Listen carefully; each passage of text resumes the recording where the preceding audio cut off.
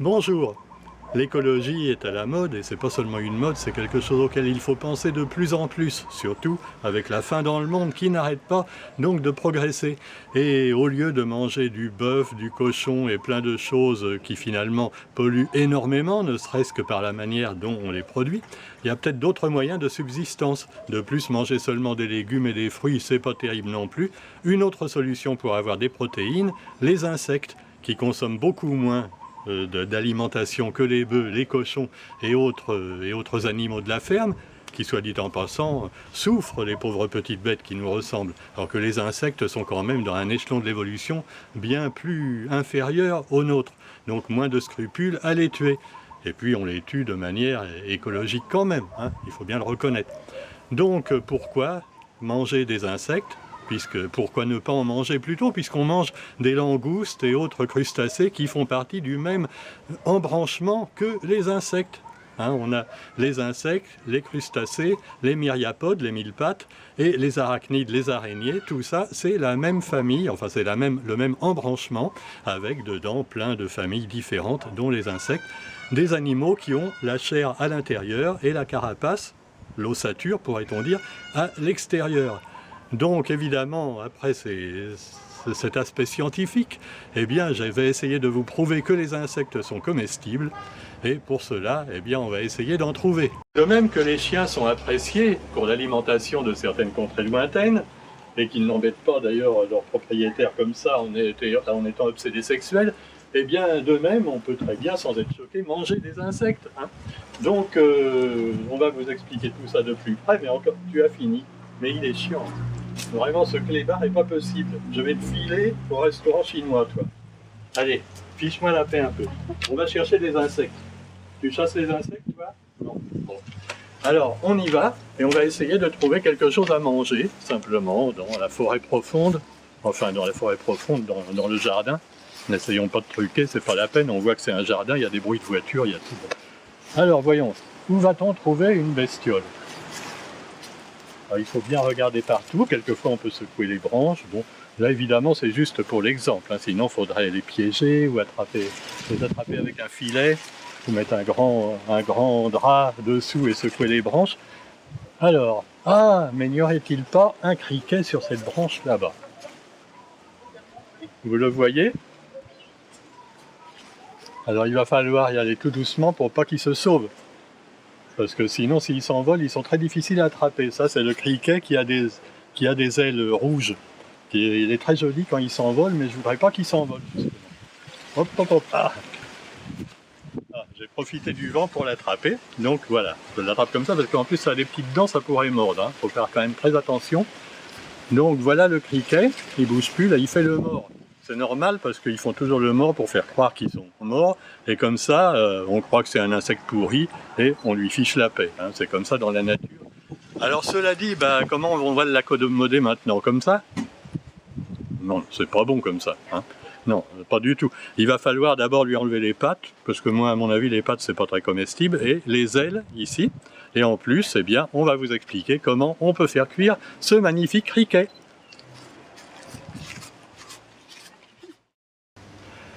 Voilà, donc 2 jours ont passé, j'ai laissé jeûner le criquet de façon à ce qu'il soit exempt de toute petite crotte, un peu comme les escargots, comme je vous disais l'autre jour, il y a 2 jours donc. Alors je vous rappelle un petit peu qu'on va manger du criquet, qui est une alimentation très saine, dans la mesure où il est fait de manière biologique, éventuellement pris également dans un champ bio. Surtout pas là où il y a des champs qui sont traités avec plein de produits phytosanitaires, sinon vous allez vous empoisonner encore plus avec le saumon d'élevage qu'on vous offre maintenant, fait avec des farines animales. Donc ne parlons pas de malheur.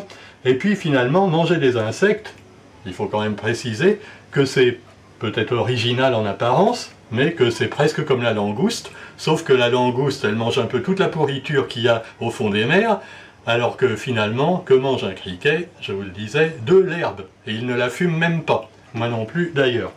Alors, voyons un petit peu comment on fait cette recette. Alors, on va commencer à décortiquer le criquet, parce que c'est comme de la langouste ou n'importe quoi. Toutes les parties ne se mangent pas forcément. Vous me direz que grillé, éventuellement, on pourrait arriver à croquer les pattes. Mais enfin bon, c'est quand même assez dur. Personnellement, j'aime pas la carapace de langouste. Vous, je sais pas, donc il n'y a pas de raison que pour le criquet ce soit différent. J'enlève aussi les ailes. Alors là, bon, c'est affaire de goût. Vous voyez ces belles ailes oranges dont je vous parlais. Hein, c'est un criquet qui s'appelle Nomadacris septem fasciata, qui est d'ailleurs une espèce très nuisible. Hein. Pour les hommes sensibles qui disent « Oh, il tue des bestioles », non, c'est nuisible, il y en a très peu à La Réunion, heureusement, mais c'est le genre de criquet qui fait des dégâts énormes en Afrique. À Madagascar récemment d'ailleurs, ils en sont venus à manger des criquets parce que les criquets avaient mangé toutes les récoltes. Alors, j'enlève les ailes, voilà, et il nous reste, vous voyez, comme dans une langouste, ce corps, hein, qui est exempt de toute saleté, puisque je l'ai laissé jeûner, comme je vous disais. Les deux pattes là, je peux les laisser, c'est pas bien grave. Hein. Et puis voilà, on va essayer de faire griller ça maintenant. Alors, comment on procède? Je vais commencer par mettre un petit peu d'huile dans une poêle. Huile bio, je vous le rappelle, bien sûr. Bon, pas besoin d'en mettre des tonnes, puisque là, j'ai pas une réserve de criquets très importante. Alors ensuite, voilà, on met le feu. Je vous mets le feu là. Voilà. Alors le criquet, le voilà, on va le mettre dans l'huile chaude maintenant, quasiment bouillante. Et ça commence à bouillir. Ça rappelle absolument les larves de guêpe qu'on met également comme ça dans l'huile et que on vend à un prix exorbitant sur le bord des routes.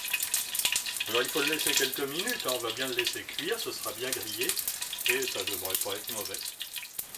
Ça prend une belle apparence, hein, et imaginez un plat comme ça avec une vingtaine de criquets, il y a à manger facilement pour 2 personnes, il y a assez de protéines pour largement toute une famille.